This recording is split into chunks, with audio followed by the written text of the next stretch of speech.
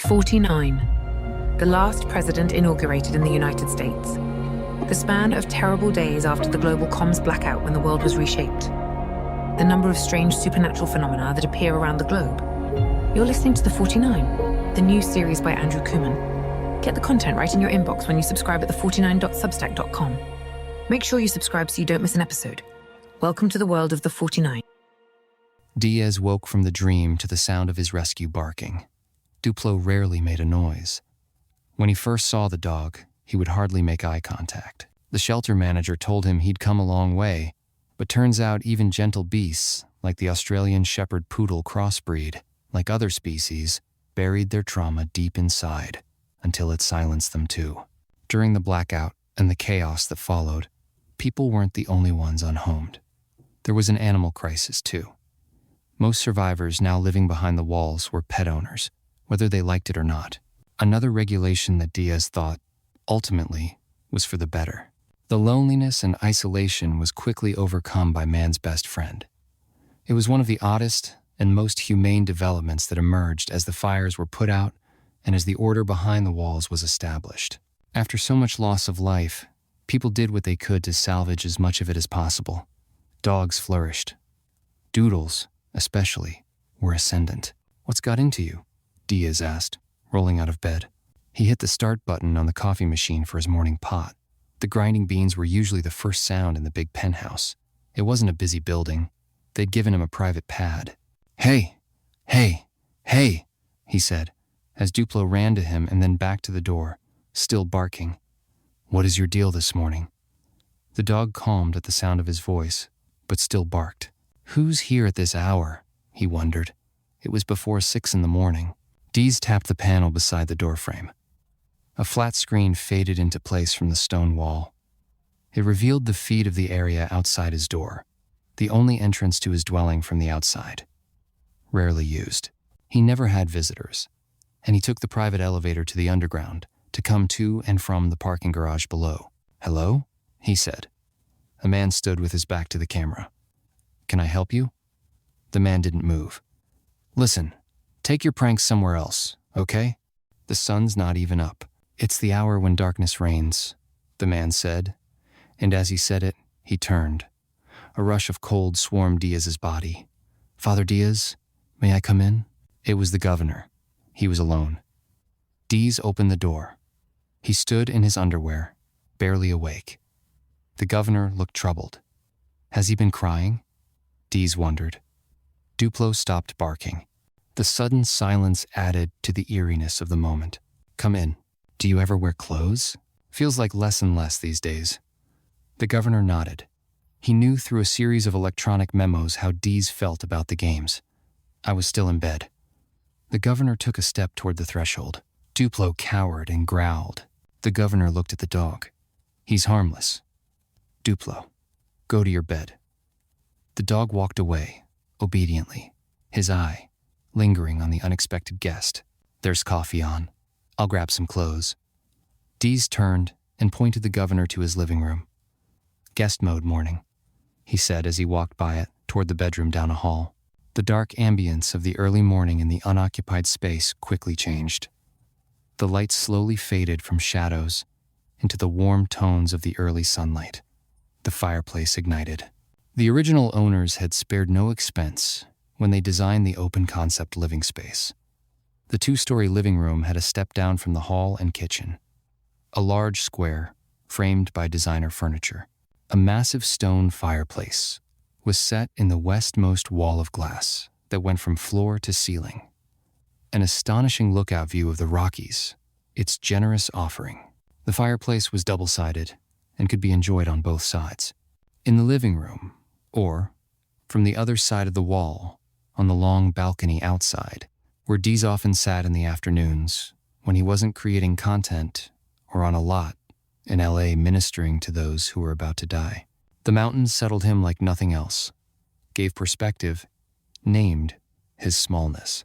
The patio would have been the perfect place for barbecues after a round of golf or cocktail parties for the who's who of the corridor. Certainly, that's how it was designed. He had a single stone bench and a small bird bath. He meant to do more with it, but the mountains were enough. He couldn't fathom the money the owners must have invested to build it. It was governor-level nice. Dees returned barefoot in jeans and a t-shirt. He held 2 mugs of coffee. The governor stood, looking at the art mounted to the stone on the left side of the fireplace, itself 2 stories tall. This is quite the piece. Rare. Truly, Diaz said, and famously controversial. The original owners were true patrons, worked with collectors around the world to preserve great art. They rescued this from the National Gallery before Ottawa burned. What's it called? Voice of Fire. The painting, a long line of orange, centered on a blue canvas, like a large strip of salt water taffy, fell like a waterfall from floor to ceiling. I can see why it'd be controversial. All 543 centimeters of it, Diaz replied. Coffee?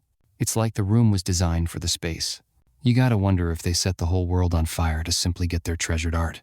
The governor laughed at this. Now, that's a theory of the 49 that I could get behind. Remaking the world, for love, of art. He looked around the room. It has a peaceful feeling here. Diaz nodded. He handed the governor a mug. No house droids, though. I don't let them touch the coffee. Wise. The governor sipped his coffee and walked over to a console table behind a couch opposite the fire. He set his cup down and picked up the object that had caught his eye. This is a strange piece, a relic of some sort, yes? From Strathmore. Where? Diaz smiled. A little town, not too far from here. The governor held a golden object in his hand. It looked like something one might receive at an award ceremony. Its oblong base extended at the top into a shape that suggested flames. At the center was a glass square that had a small white cloth encased. On the cloth was a drop of dried blood. Whose blood? Carol Watila's. Whose? Pope John Paul II. The governor put it down. A member of the Sacred Heart Parish asked me to protect it. Their parish was burned to the ground before the blackout. I had been reporting on church fires before all... Diaz stopped. The governor looked up at him as he sipped his coffee. Well before all this. So much has changed for you, the governor said. So much has changed for all of us. You know, I've never understood this, what it is, it worship of relics, not worship. Veneration, Dees said, gently. Ah, that's the word I was looking for. So, what do? Pray to it. Number. It took me some time to understand it myself. As you know, I'm not really what you'd call a real priest, not even a real Catholic to most. So, I've heard. An understatement. They both had paid for the bishop's selection of Diaz as his successor, in different ways. I used to see it as praise, too. But the bishop, he told me, how did he say it? Think of them as family photos, Grandpa's favorite ring, or Grandma's favorite Bible, an object that helps us remember who a loved one was, what they were all about. The governor thought about this as he held the mug between both hands. He didn't say it out loud, but Dees was sure they both thought it. How will they remember me? He stepped away from the console and back into the center of the living room. And what does this pope remind you of? Diaz sat down on a leather couch, long as a whale. It seemed to swallow him. He invited the governor to join him, to be not afraid. It was something he said frequently. He repeated it, often in one of his books. I have a copy. I'm happy to lend it to you. And here we are. The governor smiled. For not being a priest, you're pretty smooth, able to segue so easily to matters of the soul. Diaz put his coffee down on the table between them. Even the much-feared governor of Corridor West has one. The governor held his gaze. Up close, he looked like the man so frequently plastered on social feeds and news alerts, but there were permanent lines around his eyes and across his forehead. His face was almost perfectly symmetrical, but the symmetry was disrupted by a scar that cut from his right cheek to the top of his lip. His hair, mostly gray, was cut short. He was not a vain man. In an age when most people in the corridor, even much younger than him, underwent procedures to remove lines, he remained untouched. His eyes were a fierce green with flecks of brown and gold, not the eyes of a killer. Diaz had looked into enough of those. The eyes of a visionary, a weary one. They looked tired. "Are you afraid of me?" When he said it, Duplo jumped up onto the governor's couch and sat beside him. The governor put his cup down on the table. The dog placed his snout on the governor's lap. He chuckled at this. "My dog isn't," Diaz said. He studied the man. "You wouldn't be wrong to be," the governor said as he stroked the dog's head. "Maybe not right, either. May I ask you why you're here? Is there something weighing against your soul?" "The whole world weighs against it, Father." The governor opened his mouth to speak, then stopped. He picked up his coffee mug and stood up to look over the Rockies. Duplo jumped down. Diaz pointed toward his room, and the dog left. "I'm not here to give my confession, if that's what you were wondering. I am here at your service," Diaz said. The governor turned, and his face seemed white in shock. "The Foz," he finally whispered. When he said it, and before another word emerged from his lips, Diaz was struck with a shock of energy, as if he'd been hit by lightning. "It's here within the walls."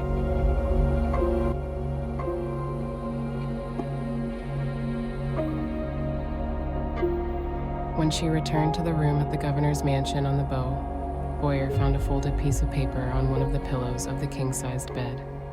She unfolded the page. At the top were the governor's initials. A simple illustration of a rocket was in the bottom corner. In the middle of the page were two words, one printed above the fold, the other below. "Stay nearby." Her first thought was, where could I go? There wasn't really any place in or out of Corridor West that would be outside of his reach. Now that she was in his mansion, there'd be 100 ways he could track her from the moment she stepped outside the doors. Except the Foz. The Foz was the only place his surveillance couldn't penetrate. She had permission to go to and from the territory that the chat rooms had designated as one of the 49 supernatural wonders of the world. She could travel to and from the Foz in a matter of hours if she needed to, if she didn't linger. Stay nearby, she knew, meant stay away from there. The whole corridor was on alert. They hadn't discussed it, but she wondered if the trips would change. Boyer served as a sort of liaison or tour guide between the corridor and the elders at Masquatchis ever since the bishop died. There were only a few people whose names the bishop had offered to the governor as trusted successors of his legacy. Names, he told her, he was shown in glory to fulfill this purpose. It was one she still didn't quite understand, but one that was becoming clearer. Her fingers and feet still burned with the sensation, a direct echo from the glory of the Foz. It felt like cold air lightly blew across her skin, like her feet had been rubbed with menthol. When she felt this, especially outside the territory of the Foz, she paid attention.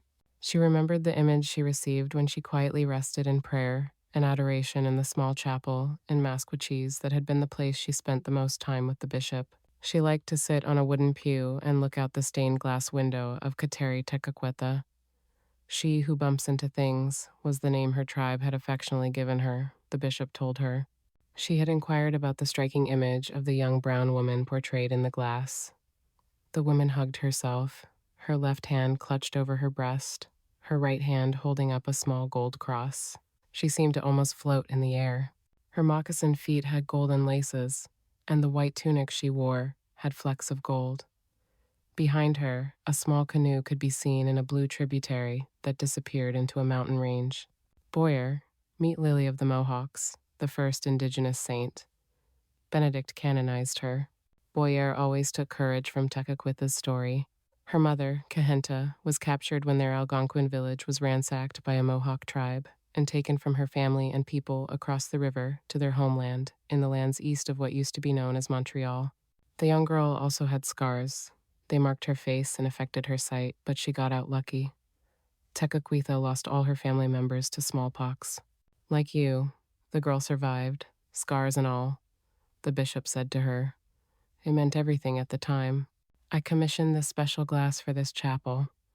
On some mornings, the sun catches those gold flecks just so, and if you stand over by the altar, the light dances. Sometimes Boyer imagined meeting Tekakwitha, throwing rocks with her from the shore of the river she seemed to float above in the glass. Boyer was never one to petition saints. She let the bishop ask them to pray for her if he felt so inclined. But she thought many times how much she'd like to hear Tekakwitha tell her own stories, the things the saint bumped into, get to know the real woman whose story was distilled and mythologized over time, set like a stone in colorful glass. Less than a day ago, she had sat in the dancing golden light when a series of images played before her mind in the Foz. Time in that chapel was different. It gave the earthbound soul a taste of the assertion that a day is like 1,000 years to God. The 10 or so hours she spent in quiet meditation passed like a snap. She was conscious but half asleep. The room was a comfortable temperature, so she wasn't cold, and yet it felt as though she was sitting in a meat locker. Somehow, without shivering, her feet and hands felt like solid ice. She had wondered at this a lot, even asked the bishop about it, since not everyone experienced it the same. The Spirit of God has always hovered, was how he explained it. We live in a world where all our senses are not fully alive. You're feeling a spill over of glory, which isn't just a concept, my dear. It's a very real thing with physical attributes. Boyer sat on a pew near the stream of sunlight that shone through the Tekakwitha window. Golden flecks of light seemed to dance on the floor, even as she watched them move like two-dimensional flames on the stone floor in her mind. She started to see the walls of the chapel move on either side of her. Slowly at first, then they throttled. The panes of glass were blurs of quilt-like patterns.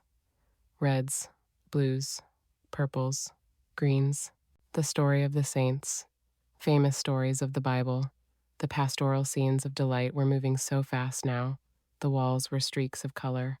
When she looked to the left or the right, she could sometimes make out the shape of the window frame. The glass was now gone, and in the frames were the saints themselves, alive.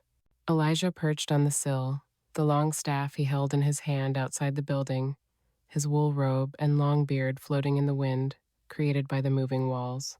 He waved, not at her, but to the other side of the small chapel, so Boyer turned. Tekakwitha waved back at him, removing her hand momentarily from her breast to raise her hand.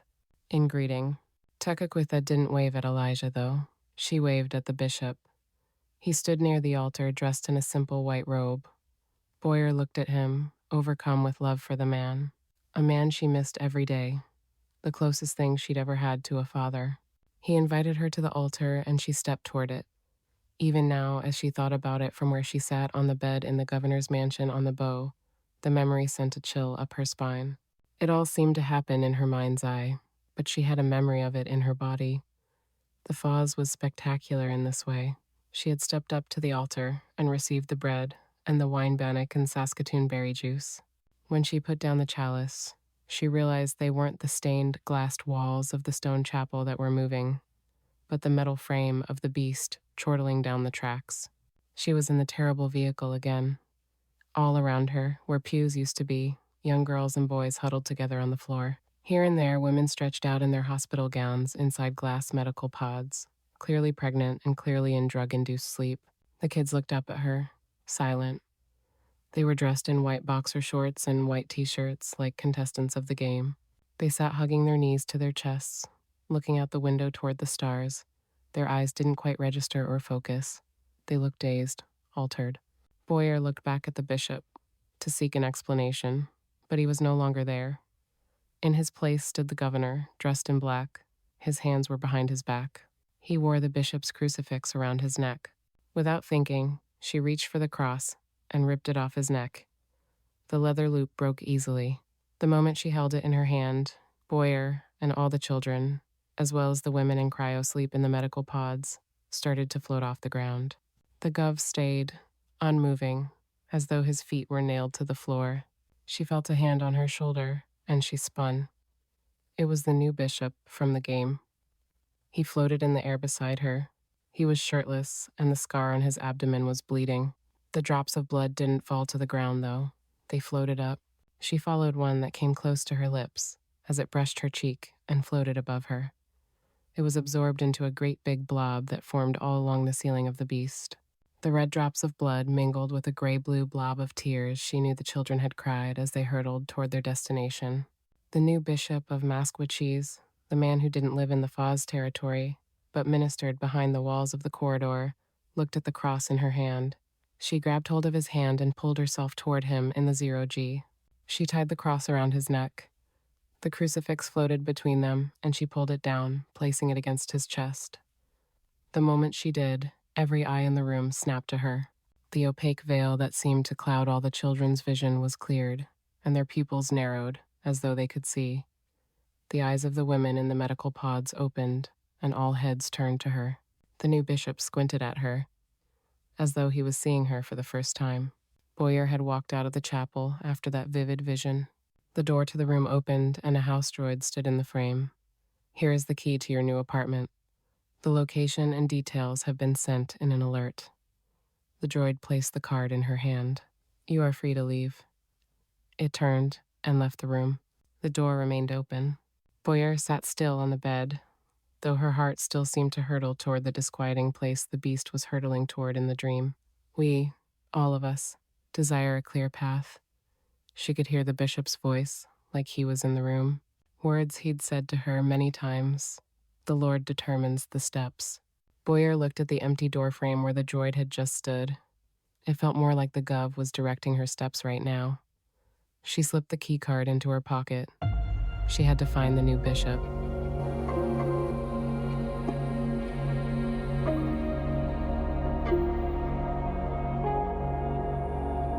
"I will take you there." He heard the words, but they didn't register. As Dee sat on the couch, 1,000 images strung together in his mind. They played out like a long line of det cord, suddenly ignited. The mountains, Notre Dame, militia groups marching, 100 frightened faces, Duplo, the works of great artists, the USB, small parishes on fire, gas masks, the bishop, the governor, and himself, standing in a small chapel. The Foz is within the walls. Michael. The governor's use of his given name snapped Diaz back to reality. He looked at the man. They both gave off a stoic vibe, calm, mirrors of each other. Diaz could see something like fear in the governor's eyes. Did it come from within, or was it his reflection? "Where?" Diaz asked. His mind grappled to make sense of it. "South of the 49th, not too far from headquarters. At Point Roberts? Nearby." Diaz stood up. "More coffee?" he asked, but left the room, not waiting for the governor's reply. He brought back the pot and topped up both their cups. He left the room again to return the carafe to the base. The rumors were true. The governor followed him into the kitchen, both cups of coffee in hand. He placed Diaz's onto the countertop. "The chat bros have been shut down." The governor finished his sentence before he could spit the words out. Diaz picked up his coffee. They were right. Diaz couldn't hide the dumbfounded expression. He shouldn't be, but he was shocked. "My advisory board is, well, it's freaking out, to put it mildly. They made no calculation for this scenario. The humbling, as your people call it, is still fresh on their minds. Your people.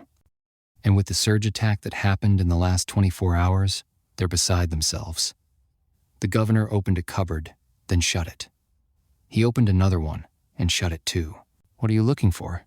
Diaz asked. "Got any cereal? I'm starving." Diaz walked along the long granite island toward the fridge and opened a cupboard beside it. He placed a golden and brown box of cereal, then a carton of milk on the countertop. "The bowls are behind you. Cutlery is in the drawer there." A few big brands survived and thrived in the tumultuous span of time since the blackout. No matter what happened politically, people still needed breakfast, and not even nuclear threats could shake the Western appetite for carbohydrates in the morning. "Check the milk," Dees instructed. "I've been away for the last few days." The governor sniffed the carton and took a gamble. He poured out a bowl and then added the milk. Diaz watched him as he ate, tried to make sense of the news made even more alarming by the domestic scene he was witnessing, as the most powerful man on earth stood in his kitchen eating a bowl of Cheerios. Duplo heard the food in the box and appeared at the governor's feet. The governor grabbed another bowl from the cupboard behind him. He filled it up and looked at Diaz. Diaz nodded consent, and the governor gave the dog the bowl. "I'll send you a replacement box. Don't worry about it. Who else knows? Everyone will, soon." "How much territory is it taking up?" Diaz asked. "That's the thing," the governor said. It's jumping the channel between Victoria and San Juan Island. It's not really static, so it's off the beaten track. The island has never been on our radar. So many people self-potted or pilled when the blackout came. We've never given it much attention. The westernmost province in the former territory, once known as British Columbia, saw its population dive when things got scary in the early days of the governor's rise to power, especially after the blackout. No militias rose to resist. The majority of the population simply tapped out through the lethal drugs or MAID pods that had become so popular to island life, where retirees and the great-grandchildren of hippies had a history of putting an end to life on their own terms. A lot of our food production is there. Lots of fishing, big quotas, what the locals can't get the drones easily grab. But the advisory board isn't worried about the fishing. It's too close, Diaz mused. What do you think I can do about it? The governor asked. There was no challenge in the question. He was perplexed. I'd like your perspective. You won't like it. Perhaps, the governor conceded. You know you won't be able to control it, if it really is a FAWS. I know that, but they're going to try, aren't they? I want to try to stop them. Redirect them, maybe. He took another bite of cereal. Milk spilled from the spoon onto his shirt. He wiped it into the dark fabric. He stopped when his feeble attempt made the mess more noticeable. Even though it's in an obscure location with such little population, because it's behind the walls, they're going to try. Stop them. The governor put down the bowl. The metal spoon clinked against the ceramic bowl as the base touched the granite countertop. I can't. You're the governor. That I am. And so I've agreed to send a team. You're going to recon the FAWS? You are. With me. I'd like you to bring 1 or 2 elders with you. Dees thought about this. The elders would be excited, unafraid. The online forums are going to go wild. Because it's behind the wall? Because it brings us back officially to 49. You've never spoken of it, the governor said, as he turned the spoon in the discolored milk that remained at the bottom of the bowl. Not once. I watch your replays. You have the opportunity. Diaz took the milk carton and placed it back in the fridge. It's not my story to tell. Was it the same lifetime? Hard to tell, Diaz said. Perhaps this was a confession. He must tread lightly. Do you think of it often? The governor smiled. He put down the spoon, arranged it so its length was centered to the diameter of the bowl. Often enough. I was just a journalist. An angry one. That's fair. Hunting down a story. My mother. The governor stopped short. His hand trembled on the spoon. He watched it for a moment, then reflexively pulled it to his side. Composed, he wiped at the milk stain on his shirt again. Her dying wish. Little did we know what would come next, Dees said, his voice barely a whisper. Your bishop, he blessed me that day. Is that what you call it? Yes. God has called you to reach for the stars, he said. Don't let go of his hand. The words, his heart, were caught in his throat. Diaz had been there to hear the entire benediction. He waited. There was more, if I remember correctly, Diaz said, gently. Why don't you say it then? It was not my benediction to utter. The governor bowed his head and held up his hands, movement that made Duplo jump playfully at his feet. The governor dropped and exuberantly pet him round the neck and shoulders. This is what I need, see? That honesty, that clear-eyed judgment. He stayed in a squat, petting the doodle until the animal was in a near trance-like state. The gentle tact. Suddenly, the governor was on his feet again. Duplo rolled to his feet and nuzzled the governor's hand, but he placed both hands behind his back. I will send for you tomorrow at 0900. Call the elders, bring 1 or 2 who had the bishop's trust. And just as soon, he was gone. Out the door he came through, into the early dawn. An empty cereal bowl, the only sign he had come at all.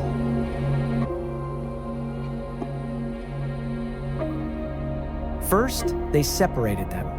Then they put them each in a small cell. It was Spartan, but for kids who grew up in the Surge, it had a feel of minimalist luxury. Walls with no corners or sharp edges. A bed with both a pillow and blankets, free from the smell of decay. A toilet and sink, the metal so shiny he could eat off either. 3 meals a day, and the sound of silence. For Foxtrot, it was the sound of his heart in his ears. He could hear it beating in the quiet of the room, whose padded walls muffled any sound from the outside world. The only disruption was the ventilation above him, which would push air into the cell. He was neither warm nor cold. The temperature was comfortable. He sat in white boxer shorts and a white shirt. He had been pulled twice already. First, a round of medical tests and sanitation. They put him in what he could only describe as a washing machine, but for human beings, he stripped, stood in the small stall, and was blasted with water and air. His body was foamed and exfoliated and scrubbed. It was an ingenious machine. There was little he could do but stand, since his legs and torso were braced. He imagined it was for the safety of the captors. With a population so drastically reduced, minding prisoners was a special skill likely lost, especially since the blackout. Machines became effective guards and were an effective layer of protection that created a buffer between the overseers of the game. The mix of justice and entertainment required other skills of the people involved. Foxtrot's father had told him and his brother about a car wash they had in their town growing up. When gas-powered cars were still on the roads, people drove themselves, he told them, and their little jaws had dropped. What a world that must have been. As a child, his father sat in the back of his father's vehicle and cheered as they drove into a bay designed to wash cars. The robotic arms foaming, brushing, and spraying the vehicle to remove the salt, dirt, and gunk collected from driving the wet and slushy roads of early spring. Now, Foxtrot was that car. But these robotic arms were more advanced. They even trimmed his toe and fingernails, drew samples of his blood, took his blood pressure and other vitals, and then started to administer the drugs. Work the plan, Foxtrot told himself when he felt the first long needle enter his spine. The chip in his wrist was next. His whole life they had bragged that they were not tagged, and suddenly, in a moment, Foxtrot was chipped. Work the plan. He willed himself to be calm. He whispered the words to himself as though Joyride too would hear them.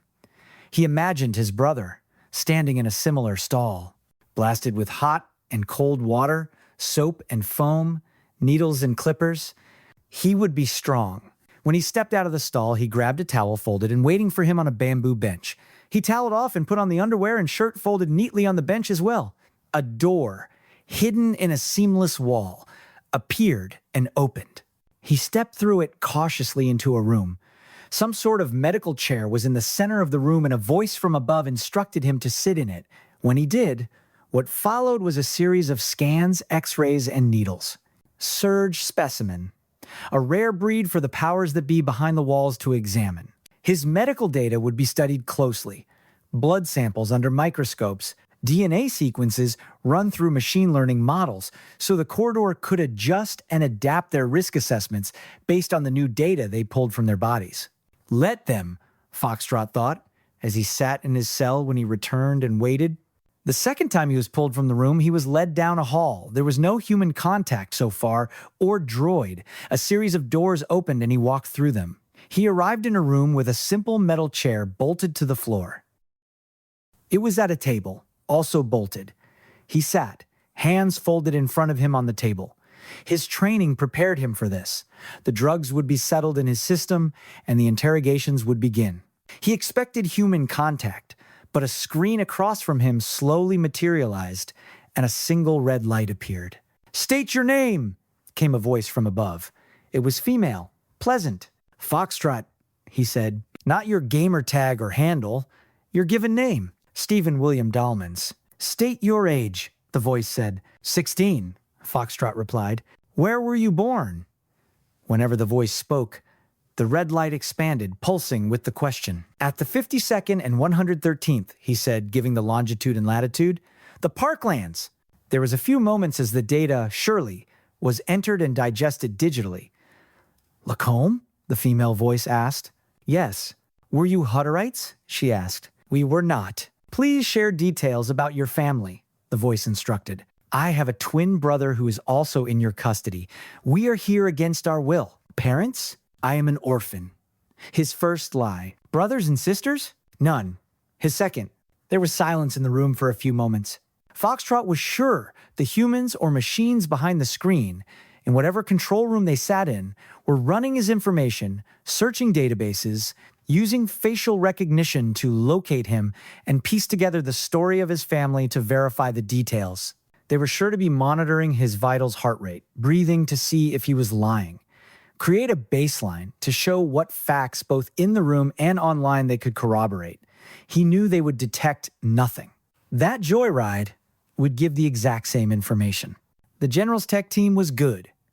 The corridor would find only what the General wanted them to find. Do you admit that you are a member of Side 6, a known terrorist organization on Corridor West's watch list?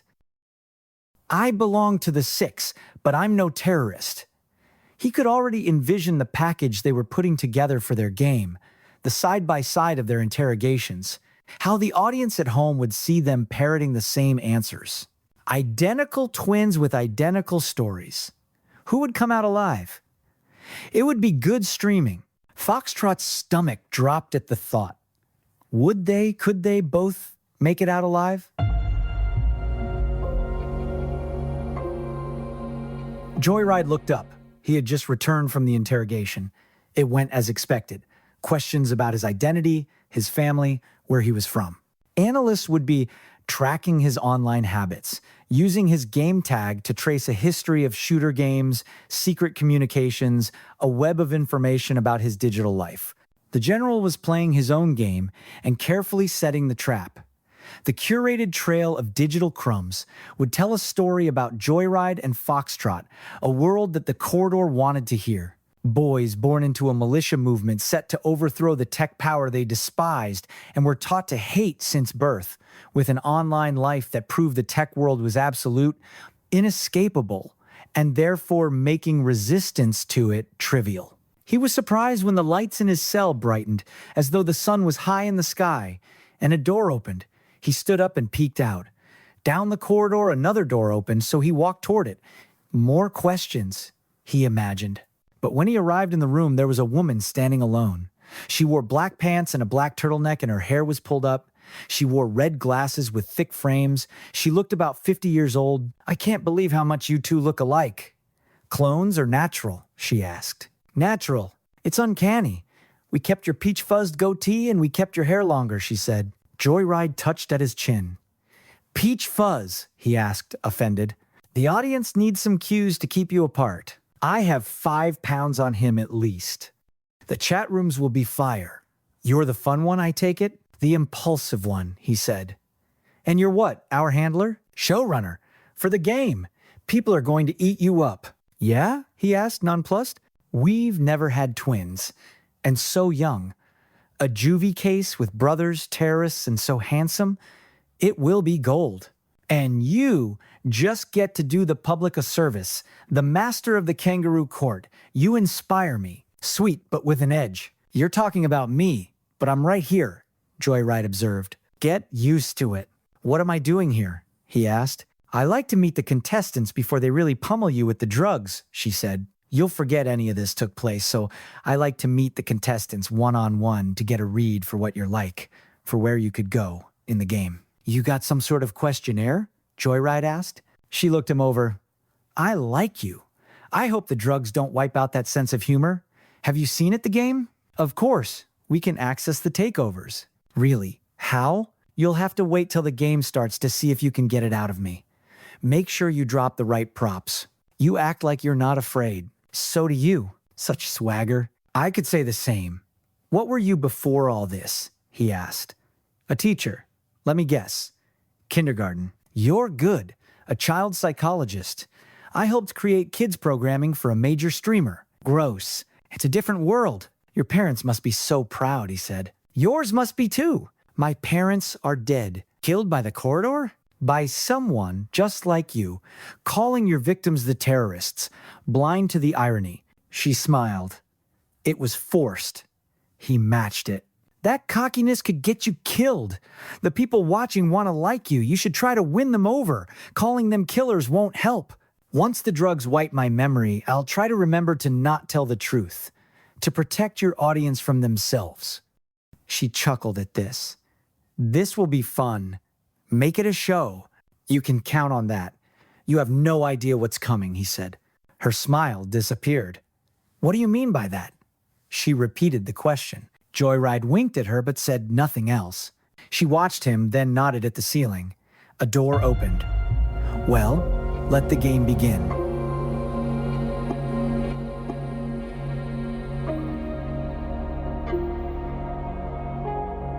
At 0859, Duplo barked at the door again.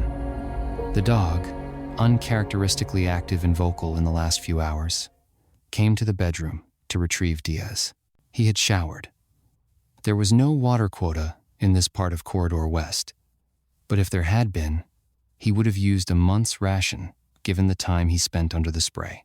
He had to think, but the longer he stayed under the scalding beads of water, the more his mind emptied. Dees let the hot steam fill the room, which was no easy feat.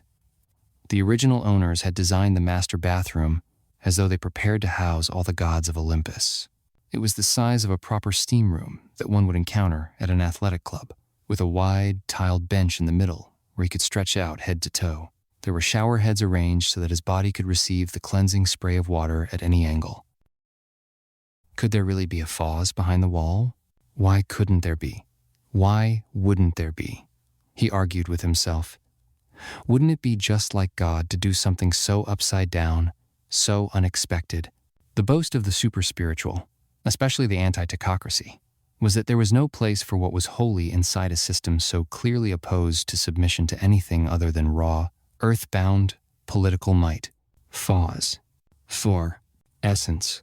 The pithy memes so often circulated popped into Diaz's mind as the steam filled his lungs and he pushed at the hot air.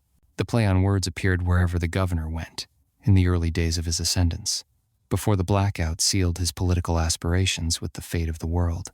It was presented beside signs of similar design that read, Gov. For absence. 6 words that summarized how people viewed the man. A worldly vessel, always, already, outside the realm of the spiritual. A black oil that could not mix with water. There were memes of that too. The physical, raw materials of Earth used to make the governor's off-world aims a reality, incompatible with the mysterious, divine events that took place on Earth as heaven seemed to fall at random, take up shop, and camp out among people. Thankfully, he'd set an alarm for 0850 so that he'd be snapped out of his reverie. Know thyself. He slipped on a pair of jeans and a t-shirt. Would the Gov expect him to be robed? He would go as himself. He slipped the crucifix over his head and sat on the bed. He pulled a wool sweater over the shirt, knowing it was cool this time of year at the 49th, and if it was a Foz, it could feel colder still.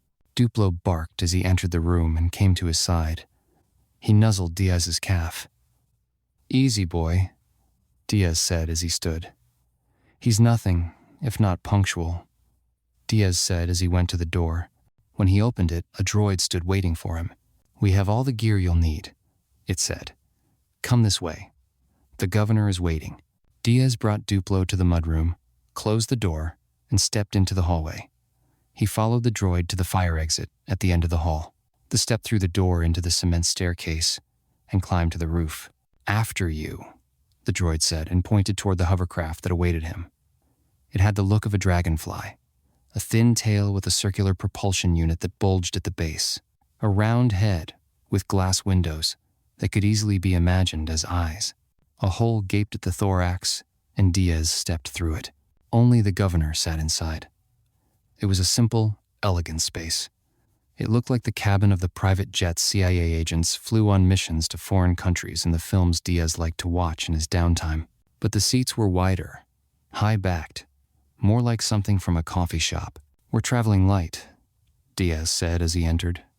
He had to duck as he stepped into the aircraft. "I insisted the others travel separately," the governor said. "We're going with a small army. That's risky. They'll keep their distance. Does this come with seatbelts?" In case we lose power and fall from the sky? We'll hover close to the ground. The governor smiled. They've mapped it all out. Oh, good, Dees replied. Unconvinced, my team spent the better part of the last 24 hours running every possible scenario. They studied all the footage from the humbling, every angle of every approach that every corridor took to the Foz. We're talking the latest version of all our intelligent learning models. And it checks out against our standard practices outside of the Foz at Masquasis. You have a best practice for drone flight with the Foz? Diaz asked. Drone, EV, any tech really. Yes. How close can we get? We always stay 3 miles outside the last known point of incarnation, based on the most recent thermal scan, which a dedicated satellite takes every 11 seconds. What? You call it that? Incarnation? We do. The ship started to move. Diaz's stomach dropped for a moment. It moved fast. So, how close are we going to get to it? Let's just say they're playing it real safe. And it's a good thing you brought walking shoes.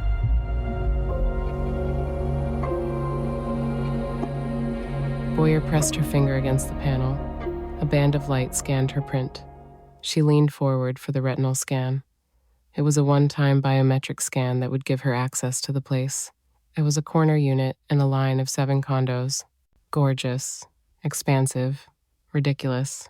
In other times, she would have whooped the moment she walked in through the doors and run to every room. But she needed to be careful. After she got in the EV that was sent to her apartment to fetch her, she'd received an alert. Her protein quota had been updated, along with every other part of her stipend. Her clothing budget increased, her water ration removed, her assembly quota reduced. She realized how quickly these luxuries of resource and time could dull her. It put her on high alert. What does he really want from me? She wondered. Her throat tightened at the thought that she had unwittingly become his Enjo Kosai, that somehow she'd sent the wrong signal that she was willing to trade some form of companionship like the young Japanese women who famously exchanged different types of intimacy for luxury items. The thought moved her hand, instinctively, to the chain around her neck. The act of touching the crucifix helped to orient her as she stepped into the space. Ceilings at least 12 feet high, door frames 10 feet, the scent of rosemary and lavender in the temperature-controlled room with its leather accents and clean lines. She had stepped into a design magazine and out of reality for the moment. The new pad was across the river from the governor's mansion. She could see its big windows along the curve of the shoreline. Short leash, she thought. She was more than nearby. She was a neighbor. Another piece of paper awaited her, placed, like the other one from the governor's mansion, on one of the pillows of the king-sized bed in a room that overlooked treetops, with a peekaboo of the river below it. She opened the folded page. The same stationery, same initials, same illustration of a rocket at the bottom corner. In the middle, across the fold, the words, "The sunrise here is amazing. Enjoy the view." "Only if you give me a designer handbag," she said, as she put the paper back on the pillow. Boyer walked to the kitchen to scout the food and coffee situation. She found a fancy machine that served up drinks through voice command. She ordered an espresso, then checked her phone when she got a ping. There was an alert from a producer of the game with a detailed call sheet. Tomorrow, she was supposed to jump on the loop and head to LA. She had to shoot promo reels for her placement in the game. Production on the Twins episode was already ramping up, and it was bumped to the front of the line. They would start marketing the episode immediately. She'd already seen footage of her in the EV after the drone attack outside of Masqua Cheese, when the improvised explosive devices took out her supply convoy. It was surreal to see the playback. The editors cut together an amazing sizzle reel, 30 seconds or less, that showed the insurgents running at the vehicles with their wheelbarrows and wagons. The explosion that punctured the first truck like some invisible foot kicking the metal beast in the ribs. An interior shot as the blast rocked her vehicle and threw her off her seat. Her calm demeanor as the masked assailants pointed their rifles at her, a spiderweb of shattered glass between them. Her voice, which was played over and over again across social media, calmly stating, "This is a supplier envoy, a peace offering." She didn't recognize herself. She looked like an action star in a made-for-the-screen film. It all matched her memory, but seemed somehow different. She knew that anything could be modified in this digital era to match whatever any editor or showrunner could imagine. The public was eating it up. She kept virtually no digital footprint, certainly no public profile. But that reality, she now realized, was suddenly altered, as quickly and easily as the footage itself. The chat rooms were calling her the emissary, and the show had taken it up. It's what the call sheet named her for the promo ad sets they'd run from now until only God knew when. The first one they were shooting on the lot, starting tomorrow, was titled Peace Offering. She dropped her device and rubbed her face with her hands. The gall of the corridor was as infuriating as its propaganda was impressive. The smell and sound of the water pouring over the ground espresso beans nudged her out of her musings. She was a pawn in a large chess game. She would trust that she was being moved by a trustworthy, invisible hand.